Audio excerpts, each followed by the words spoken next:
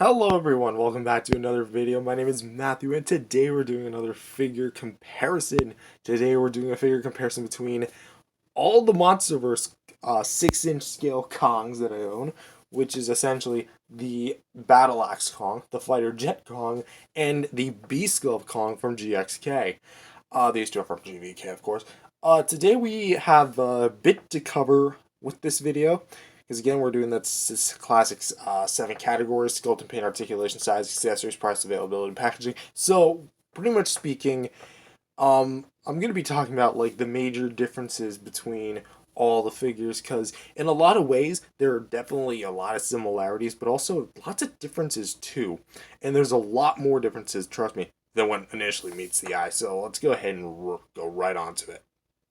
First, I want to take a look at the heads of all the figures, which, as you can definitely tell, there's quite some differences. The Battle Axe Kong has a kind of more blackened out face with kind of like more standard kind of colored browns for the fur, and has orange painted eyes, a dull red, not too vibrant, but dull red painted tongue, and some painted teeth. And I know that they're painted, not just pieces of plastic, because mine started chipping off a little bit at the back. So, um, so yeah, that's a bit of what he's got. And of course, he's got his open mouth. The Fighter Jet Kong has a much more lighter color scheme because it's not black, it's more of a gray type color with painted teeth. Obviously, he's got the closed trap jaw, and he has the same color plastic brown that's kind of used on the this one's head. So as far as like color scheme goes, I like this one a bit more than I like this one, but I like the expression more of that one than I do this one. And the GXK Kong has essentially kind of like an identical kind of color scheme as what he's got, a lighter gray with with some orange eyes, and actually has darker fur as opposed to the lighter fur, and actually has better painted teeth than this one and this one do. But at a trade off, you also get a bit more exposed gum line. So maybe that's not also too much of a good thing, but hey, it is what it is. But as far as like the molds of the mouth in particular, I honestly have to say the GXK like completely butt wipes the original GVK Kong like really badly, because all of the real details, like literally just the jaw, sorry, just the teeth and the literally just the teeth and the tongue, sorry, the teeth and the tongue. That's it. There is some mild detail on the top of the mouth, but like there's so much more detail in here. Like the tongue is actually somewhat more proportionally better. Anywho, um, now also as far as like the eye application, I would actually say that these two got it better than he did. I don't even need to say why. It's because like all the Kong copies I've seen actually have the eyes like spread out to the side, while the GVK Kongs actually had their eyes pointing straight up or at least within the same direction. Same thing can be pretty much said about the overall color of the torsos, because here we have the torso for the original Battle Axe Kong, and again, darker kind of colored pecs, and we do have the 3 slashes that Kong's known for having until he gets like completely butt wiped by Godzilla and starts slashing him and beating him up. But again, still has the same colored plastic. Here we have the same colored plastic used for the battle axe, the fighter jet Kong, and we have like a bit more spray, lighter colored spray, and we still have the same slashes. Although I might be crazy, but the slashes on this one seem a little thinner than they do here. I could just be seeing things, but this seems to be like again more of an enhancer to these guys, because he's also got a 6 pack kind of colored in and has more of the slashes, because this takes place like 3 years after GVK, so makes sense. And as you can definitely see, it just looks better color wise.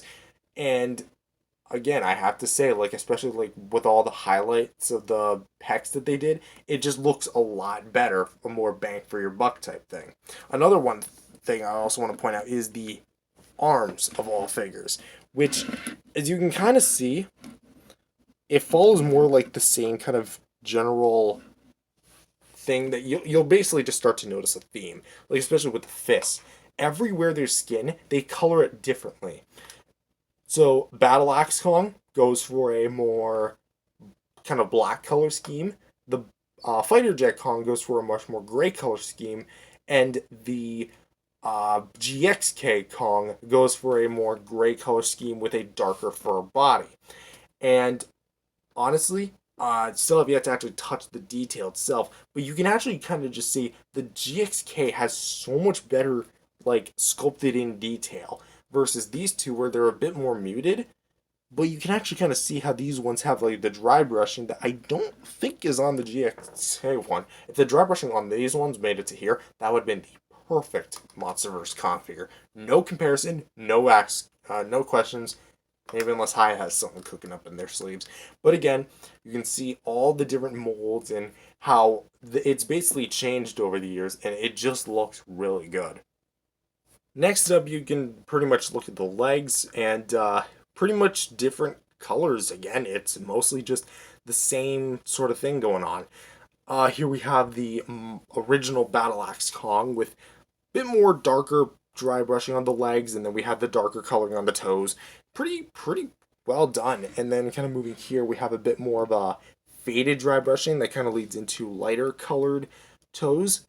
Although what's weird to say is that these ones are actually darker than these ones, which these ones kind of look like the ferocious Kong Skull Island figure, which I don't own, but I have seen pictures of it, and it is very much similar to that. It's got a really much more lighter color scheme, and I feel like if it was a bit darker, it would have been a little better.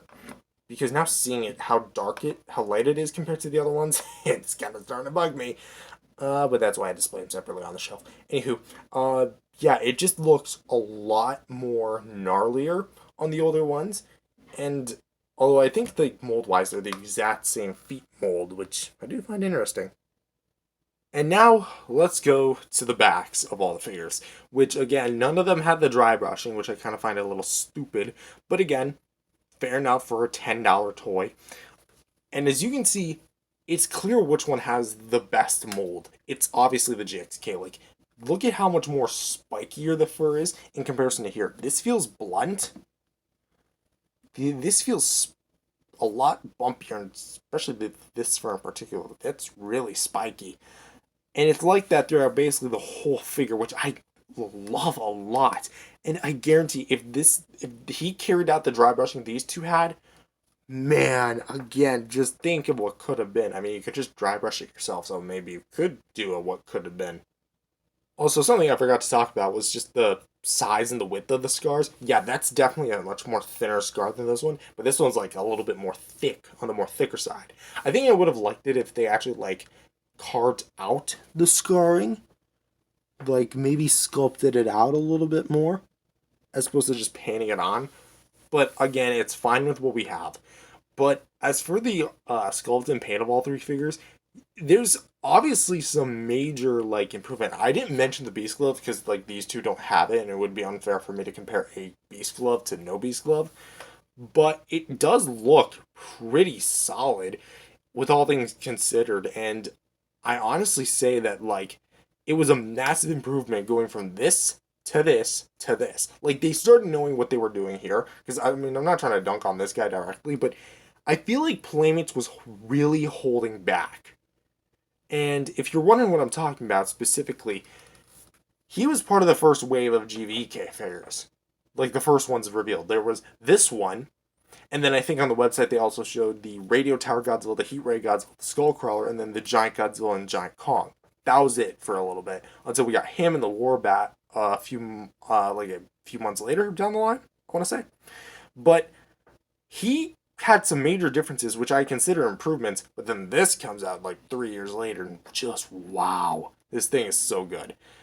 And again, I can get you about it all day, but guess what? It's a figure comparison, so that's what we're going to be doing.